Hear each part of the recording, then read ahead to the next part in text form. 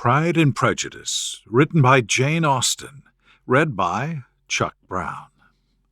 Chapter 34. When they were gone, Elizabeth, as if intending to exasperate herself as much as possible against Mr. Darcy, chose for her employment the examination of all the letters which Jane had written to her since her being in Kent. They contained no actual complaint, nor was there any revival of past occurrences, or any communication of present suffering. But in all, and in almost every line of each, there was a want of that cheerfulness which had been used to characterize her style, and which, proceeding from the serenity of a mind at ease with itself and kindly disposed towards everyone, had scarcely ever clouded. Elizabeth noticed every sentence conveying the idea of uneasiness, with an attention which it had hardly received on the first perusal. Mr. Darcy's shameful boast of what misery he had been able to inflict gave her a keener sense of her sister's sufferings. It was some consolation to think that his visit to Rosings was to end on the day after the next, and a still greater, that in less than a fortnight she should herself be with Jane again, and enabled to contribute to the recovery of her spirits by all that affection could do. She could not think of Darcy's leaving Kent without remembering that his cousin was to go with him, but Colonel Fitzwilliam had made it clear that he had no intentions at all, and agreeable as he was, she did not mean to be unhappy about him. While settling this point, she was suddenly roused by the sound of the door-bell, and her spirits were a little fluttered by the idea of its being Colonel Fitzwilliam himself, who had once before called late in the evening, and might now come to inquire particularly after her. But this idea was soon banished, and her spirits were very differently affected, when to her utter amazement she saw Mr. Darcy walk into the room. In an unhurried manner he immediately began an inquiry after her health, imputing his visit to a wish of hearing that she were better. She answered him with cold civility. He sat down for a few moments, and then getting up, walked about the room. Elizabeth was surprised, but said not a word. After a silence of several minutes, he came towards her in an agitated manner, and thus began, "In vain I have struggled. It will not do. My feelings will not be repressed. You must allow me to tell you how ardently I admire you and love you." Elizabeth's astonishment was beyond expression. She stared, colored, doubted, and was silent. This he considered sufficient encouragement, and the avowal of all that he felt and had long felt for her immediately followed. He spoke well, but there were feelings, besides those of the heart, to be detailed, and he was not more eloquent on the subject of tenderness than of pride. His sense of her inferiority, of its being a degradation, of the family obstacles which had always opposed to inclination, were dwelt on with a warmth which seemed due to the consequence he was wounding, but was very likely to recommend his suit. In spite of her deeply rooted dislike, she could not be insensible to the compliment of such a man's affection, and though her intentions did not vary for an instant, she was at first sorry for the pain he was to receive, till, roused to resentment by his subsequent language, she lost all compassion in anger. She tried, however, to compose herself to answer him with patience, when he should have done. She concluded with representing to her the strength of that attachment which, in spite of all his endeavors, he had found impossible to conquer, and with expressing his hope that it would now be rewarded by her acceptance of his hand. As he said this, she could easily see that he had no doubt of a favorable answer. He spoke of apprehension and anxiety, but his countenance expressed real security. Such a circumstance could only exasperate farther, and when he ceased, the color rose into her cheeks, and she said, "In such cases as this, it is, I believe, the established mode to express a sense of obligation for the sentiments avowed. However unequally they may be returned. It is natural that obligation should be felt, and if I could feel gratitude, I would now thank you. But I cannot. I have never desired your good opinion, and you have certainly bestowed it most unwillingly. I am sorry to have occasioned pain to anyone. It has been most unconsciously done, however, and I hope will be of short duration. The feelings which, you tell me, have long prevented the acknowledgment of your regard can have little difficulty in overcoming it after this explanation. Mr. Darcy, who was leaning against the mantelpiece with his eyes fixed on her face, seemed to catch her words with no less resentment than surprise.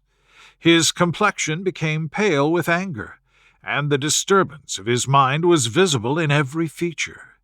He was struggling for the appearance of composure, and would not open his lips till he believed himself to have attained it. The pause was to Elizabeth's feelings dreadful. At length, with a voice of forced calmness, he said, "And this is all the reply which I am to have the honor of expecting? I might perhaps wish to be informed why, with so little endeavour at civility, I am thus rejected, but it is of small importance." "I might as well inquire," replied she, "why, with so evident a desire of offending and insulting me, you chose to tell me that you liked me against your will, against your reason, and even against your character. Was not this some excuse for incivility, if I was uncivil? But I have other provocations. You know I have. Had not my feelings decided against you, had they been indifferent, or had they ever been favorable, do you think that any consideration would tempt me to accept the man who has been the means of ruining, perhaps forever, the happiness of a most beloved sister?" As she pronounced these words, Mr. Darcy changed colour. But the emotion was short, and he listened without attempting to interrupt her while she continued. "I have every reason in the world to think ill of you. No motive can excuse the unjust and ungenerous part you acted there. You dare not, you cannot deny that you have been the principal, if not the only means of dividing them from each other, of exposing one to the censure of the world for caprice and instability, and the other to its derision for disappointed hopes, and involving them both in misery of the acutest kind."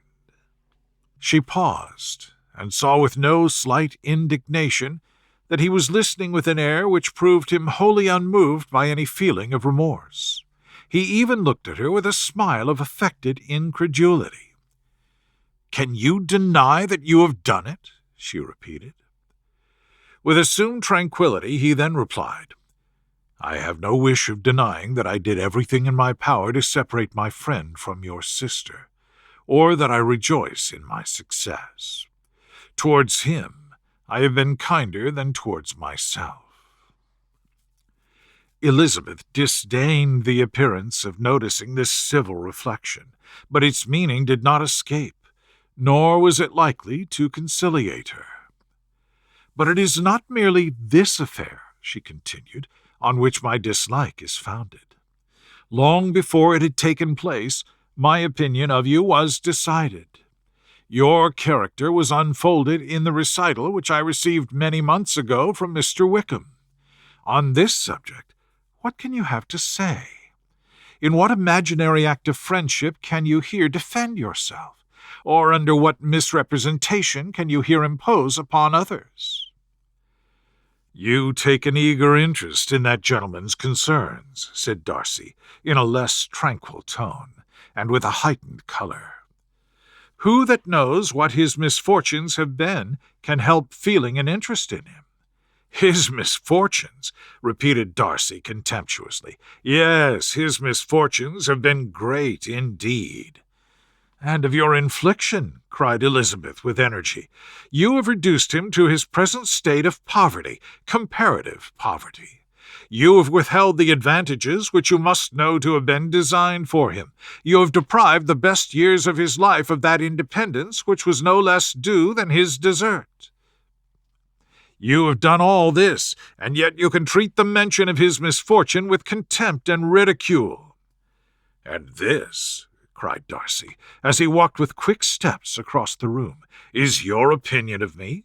This is the estimation in which you hold me? I thank you for explaining it so fully. My faults, according to this calculation, are heavy indeed. But perhaps, added he, stopping in his walk and turning towards her, these offences might have been overlooked had not your pride been hurt by my honest confession of the scruples that had long prevented my forming any serious design. These bitter accusations might have been suppressed had I, with greater policy, concealed my struggles, and flattered you into the belief of my being impelled by unqualified, unalloyed inclination, by reason, by reflection, by everything. But disguise of every sort is my abhorrence, nor am I ashamed of the feelings I related. They were natural and just. Could you expect me to rejoice in the inferiority of your connections, to congratulate myself on the hope of relations whose condition in life is so decidedly beneath my own? Elizabeth felt herself growing more angry every moment. Yet she tried to the utmost to speak with composure when she said, "You are mistaken, Mr. Darcy, if you suppose that the mode of your declaration affected me in any other way than as it spared the concern which I might have felt in refusing you, had you behaved in a more gentlemanlike manner." She saw him start at this, but he said nothing, and she continued, "You could not have made the offer of your hand in any possible way that would have tempted me to accept it." Again, his astonishment was obvious, and he looked at her with an expression of mingled incredulity and mortification. She went on, "From the very beginning, from the first moment, I may almost say, of my acquaintance with you, your manners, impressing me with the fullest belief of your arrogance, your conceit, and your selfish disdain of the feelings of others, were such as to form the groundwork of disapprobation on which succeeding events have built so immovable a dislike. And I had not known you a month before I felt that you were the last man in the world whom I could ever be prevailed on to marry." "You have said quite enough, madam. I perfectly comprehend your feelings, and have now only to be ashamed of what my own may have been. Forgive me for having taken up so much of your time, and accept my best wishes for your health and happiness." And with these words he hastily left the room, and Elizabeth heard him the next moment open the front door and quit the house. The tumult of her mind was now painfully great. She knew not how to support herself, and from actual weakness sat down and cried for half an hour. Her astonishment, as she reflected on what had passed, was increased by every review of it. That she should receive an offer of marriage from Mr. Darcy, that he should have been in love with her for so many months, so much in love as to wish to marry her in spite of all the objections which had made him prevent his friends marrying her sister, and which must appear, at least with equal force in his own case, was almost incredible. It was gratifying to have inspired unconsciously so strong an affection, but his pride, his abominable pride, his shameless avowal of what he had done with respect to Jane, his unpardonable assurance in acknowledging, though he could not justify it, and the unfeeling manner in which he had mentioned Mr. Wickham, his cruelty towards whom he had not attempted to deny, soon overcame the pity which the consideration of his attachment had for a moment excited. She continued in very agitated reflections, till the sound of Lady Catherine's carriage made her feel how unequal she was to encounter Charlotte's observation, and hurried away to her room. The end.